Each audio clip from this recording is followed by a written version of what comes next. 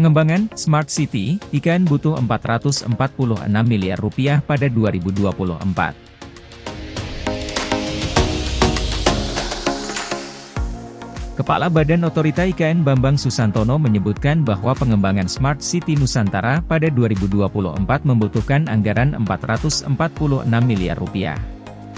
Intinya adalah kita ingin membuat satu sistem, satu kebijakan yang solid agar transformasi dari Kota Nusantara sebagai Smart City di tahun 2024 dimulainya. Kita harapkan di sana sudah ada pusat data yang baik, kata Bambang saat rapat kerja bersama Badan Anggaran DPR RI, di Kompleks Parlemen, Jakarta, Senin. Dalam raker tersebut, Bambang memaparkan usulan anggaran pembangunan senilai Rp446 miliar itu diperlukan untuk sistem digital pemerintahan senilai Rp146 miliar, sistem digital kehidupan Rp30 miliar, sistem transportasi dan mobilitas cerdas Rp169 miliar. Selain itu, anggaran tersebut juga digunakan untuk sistem digital sumber daya manusia dan industri sebanyak Rp993 juta, sistem sumber daya alam dan energi sebanyak Rp118 miliar, dan sistem lingkungan dan infrastruktur yang cerdas sebanyak Rp1 miliar. Pembangunan Smart City Nusantara memiliki dampak secara nasional utamanya menurunkan emisi karbon, menyediakan lingkungan yang aman, terjangkau, terhubung, mudah diakses, nyaman dan efisien melalui teknologi. Adapun untuk penyelenggaraan kota cerdas tersebut meliputi pembangunan infrastruktur e-governance termasuk super apps, serta pusat kendali data dan komputasi, pengembangan aplikasi kesehatan, pemantauan polusi udara serta sistem keamanan perkotaan. Selain itu, pembuatan peta jalan sentra industri cerdas, pembangunan sistem dan infrastruktur transportasi dan mobilitas cerdas termasuk manajemen lalu lintas tingkat lanjut dan sistem transportasi publik, serta pembangunan sistem dan infrastruktur pendukung pemantauan dan pengelolaan air, limbah, hutan dan digitalisasi energi, lalu pengawasan pembangunan sistem bangunan gedung cerdas berbasis digital twin. Bambang juga menyampaikan IKN berupaya dibangun menjadi satu kota yang hijau dengan menggunakan beberapa teknologi untuk menjadikan IKN sebagai kota digital atau kota cerdas.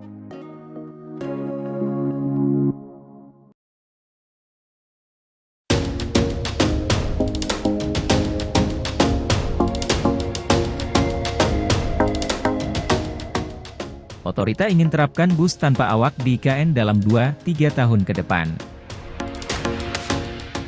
Otorita Ibu Kota Nusantara, IKN, menargetkan teknologi bus tanpa awak dapat diterapkan di ibu kota baru di Kalimantan Timur. Diharapkan dengan uji coba yang mumpuni, kita dapat menerapkan teknologi bus tanpa awak dalam 2-3 tahun ke depan, ujar Kepala OIKN Bambang Susantono dalam rapat kerja dengan Badan Anggaran DPR di Jakarta, seperti dikutip dari Antara, Senin 19 September kemarin. Penerapan teknologi bus tanpa awak itu meliputi kebijakan pengendalian dan pengoperasian bus tersebut. Ia berharap pelatana yang digunakan menggunakan teknologi mutakhir. OIKN sendiri menyediakan moda transportasi bus dan sistem bus rapid transit, BRT, sebagai moda transportasi publik pertama yang melayani masyarakat di Ibu Kota Negara atau IKN Nusantara. Berdasarkan lampiran 2 Undang Nomor 3 Tahun 2022 tentang Ibu Kota Negara, jaringan transportasi umum harus dapat dijangkau dengan mobilitas aktif sehingga mudah dijangkau masyarakat. Jika dibandingkan dengan jaringan tersier yang dibangun sangat luas, untuk menjamin konektivitas, sistem transportasi umum perlu menyediakan layanan berfrekuensi tinggi dan berkapasitas besar yang dapat mengakomodasi potensi lonjakan penumpang selama jam sibuk seraya tetap memelihara aspek kecepatan dan kenyamanan dalam perjalanan. Jaringan bus diarahkan untuk melayani penumpang dari jaringan jalan raya sekunder ke pusat transportasi umum primer dan sebaliknya. Jaringan tersebut juga menghubungkan koridor tersier masa depan sebagai penyedia layanan jarak jauh first, last mile. Jaringan dikembangkan dengan menggunakan pendekatan yang membagi area IKN menjadi 3 bagian untuk menciptakan area layanan yang lebih terfokus dengan panjang rute yang nyaman untuk perjalanan bus perkotaan. Hub-hub mobilitas ini memungkinkan IKN untuk menyelenggarakan penyediaan kebutuhan mobilitas yang lebih terintegrasi, tanpa kendala, dan siap untuk menyongsong masa depan dengan menggabungkan inovasi-inovasi utama.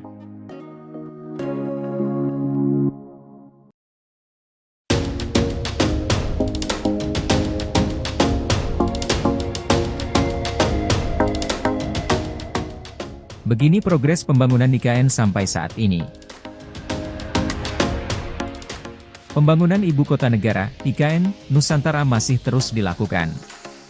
Per 17 Agustus 2023, progres pembangunan IKN capai 41%. Dikutip dari laporan progres pembangunan Ibu Kota Negara, Nusantara, yang dikeluarkan oleh Satgas Pembangunan Infrastruktur IKN PUPR, dikutip Senin, 18 September 2023, pembangunan IKN Batch 1 mencapai 41,03% dan Batch 2 0,09%.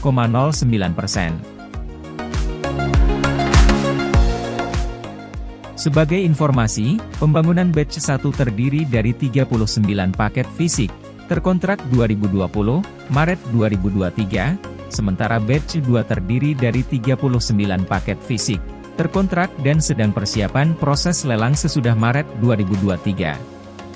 Rinciannya, untuk pembangunan Istana Negara dan lapangan upacara sudah mencapai 22,135%, sementara untuk kantor Presiden sudah 27,525%. Lalu, untuk kantor Sekretariat Presiden dan bangunan pendukung sudah 22,72%. Selanjutnya, untuk progres pembangunan kantor Kementerian Koordinator 1 sudah 12,78%, Kementerian Koordinator 3 sudah 10,429%, dan Kementerian Koordinator 4 sudah 15,135%. Untuk pembangunan Kementerian Sekretariat Negara sudah mencapai 16,165%. Sementara itu, untuk rumah tapak jabatan Menteri, RTJM, sudah 22,681%. Untuk RTJM ini, rencananya akan dihuni pada pertengahan 2024 mendatang.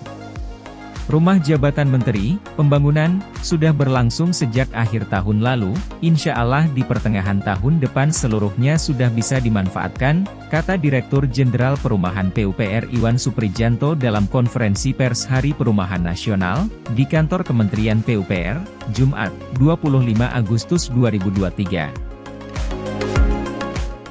Sebagai informasi, pembangunan 36 RTJM ini rencananya dibangun di 2 kawasan, yaitu 12 unit di Persil 104 dan 24 unit di Persil 105 IKN.